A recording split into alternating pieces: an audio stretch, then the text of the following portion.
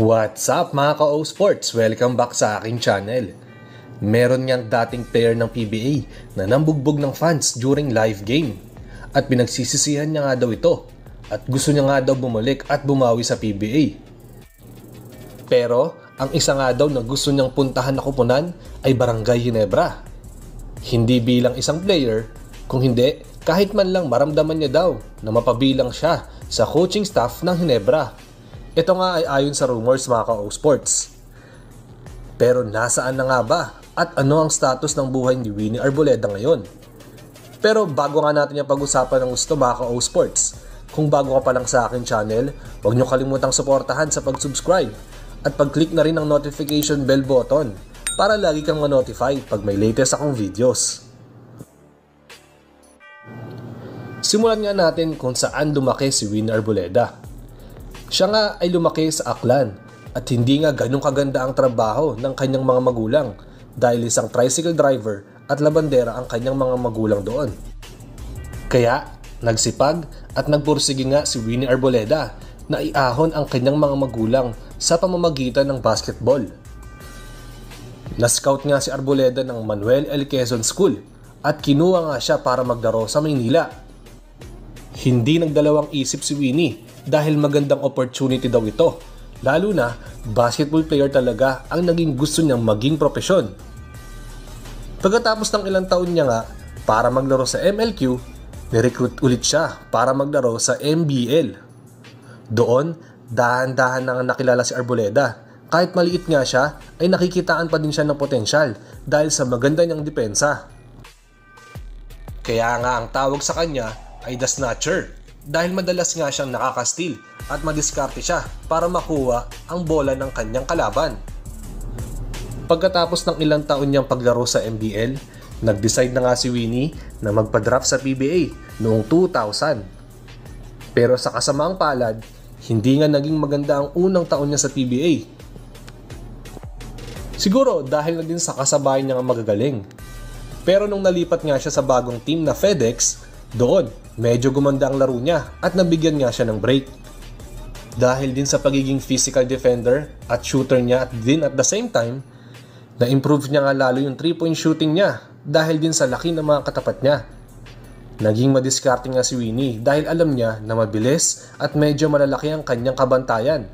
Kaya ang ginawa niya ay nagpalakas talaga siya ng katawan para at least kahit banggain nga siya ay alam niya na masasabayan niya ito kahit nga sa anong banggaan. At yun nga din ang naging advantage ni Winnie Arboleda dahil sa pagiging physical niya sa laro dahil maganda nga ang naidulot nito sa kanilang kupunan.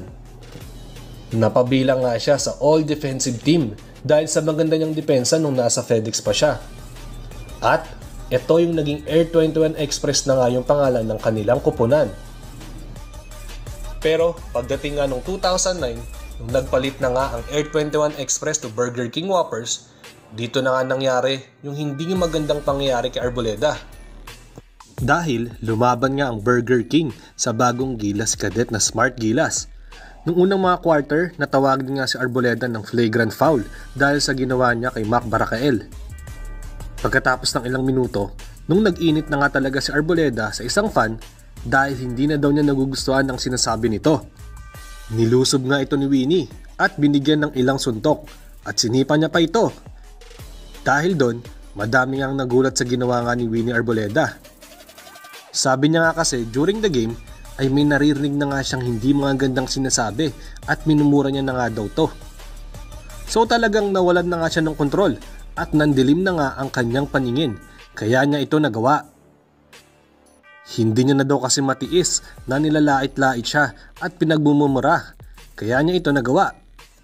Dahil nga sa ginawa niyang yon, nabigyan niya ng sanction si Winnie at hindi na nga siya pinayagang pumunta sa kahit anong PBA games pansamantala.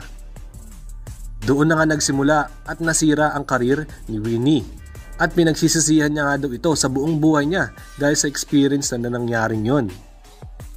Hindi nga daw naging magandang ang exit ni Arboleda dahil may experience siyang nasangkot siya sa gulo at naging usap-usapan nga ito sa media at PBA dati. Hindi nga daw yun naging magandang halimbawa ng isang professional player sa liga pagkatapos ng insidente nangyari na yun mga ka-O-Sports.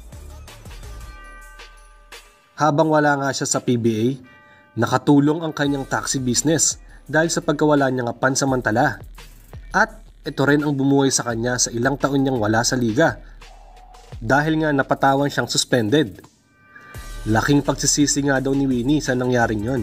Dahil kaya niya pa daw sana maglaro ng ilang taon dahil naging masama nga ang image niya at hindi na nga siya pinayagang makabalik pa uli pansamantala sa liga. Huling naglaro nga si Winnie sa NLEX Road Warriors noong 2014 season pero halos hindi na nga siya masyado ramdam at limited na nga ang naging minuto niya dito. Siguro nasira na din kasi yung laro niya mga ka-O Sports. Pagtapos nga nung nangyari na yun mga ka-O Sports, may rumors nga na nakulong daw pala itong si Winnie Arboleda dahil nagkaso daw yung kanyang nabugbog. Hindi daw nito masisisi kung ano ang nangyari nga kay Arboleda. Hindi rin natin masisisi kung magkakaso nga yung binugbog niya. Kasi syempre kitang-kita nga sa TV kung paano nga siya binugbog that time. Pero ganun pa man mga ka-O Sports, nangyari na yon. At sana nga naka-move on na ang lahat. Nililinaw ko lang mga ka-O Sports, ito ay rumors lamang ha. Sana lang nga nasa mabuting kalagayan na talaga ngayon si Winnie Arboleda, ang isa sa mga magagaling na guard defender sa PBA. Hanggang dito na lang muna tayo sa video na ito mga ka-O Sports. Salamat sa panonood. Nag-iingat kayo palagi. Bye-bye!